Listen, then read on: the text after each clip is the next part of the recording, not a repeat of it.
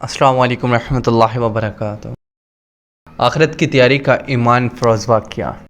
ایک سیٹ صاحب کو انگور بہت پسند تھے۔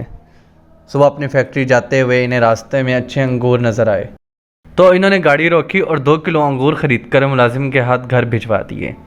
خود تجارت کی غرض سے چلا گیا۔ دوپہر کو کھانا کھانے کے لیے گھر آیا تو دسترخوان پر وہ سب کچھ موجود تھا مگر انگور نہ تھے۔ جب صاحب نے گھر والوں سے انگور کا پوچھا تو گھر والوں نے بتایا کہ وہ تو بچوں نے کھا لیے، کچھ ہم نے چکھ لیے۔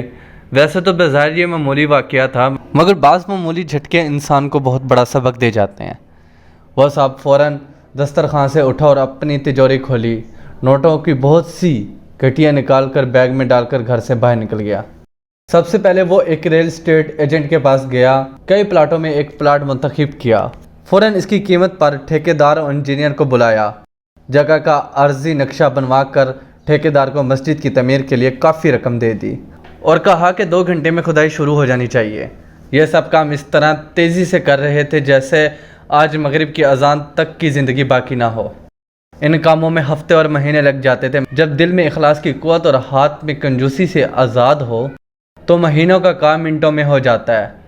یہی صورتحال تاجر صاحب کے ساتھ بھی ہوئی۔ اخلاص اور شوق کی طاقت نے چند گھنٹوں میں سارے کام کر دیے۔ بہترین موقع کا پلاٹ بھی مل گیا، اچھے انجینئر اور اچھے ٹھیکیدار بھی ہاتھ لگ آ گئے اور مغرب کی اذان سے پہلے کھدائی اور تعمیر کا کام بھی شروع ہو گیا۔ شام کو وہ صاحب واپس گھر آیا تو گھر والوں نے پوچھا کہ آج آپ نے کھانا چھوڑ کر کہاں چلے گئے تھے؟ کہنے لگا کہ اپنے اصلی گھر اور اصلی رہائش گاہ کا انتظام کرنے اور وہاں کھانے پینے کا انتظام بنانے گیا تھا۔ الحمدللہ سارے انتظام ہو گئے، اب سکون سے مر سکتا ہوں۔ آپ لوگوں نے تو میری زندگی میں ہی انگور کے 4 دانے میرے لیے چھوڑنا گوارا نہ کیے اور اپنا سب کچھ آپ لوگوں کے لیے چھوڑ کر جا رہا تھا۔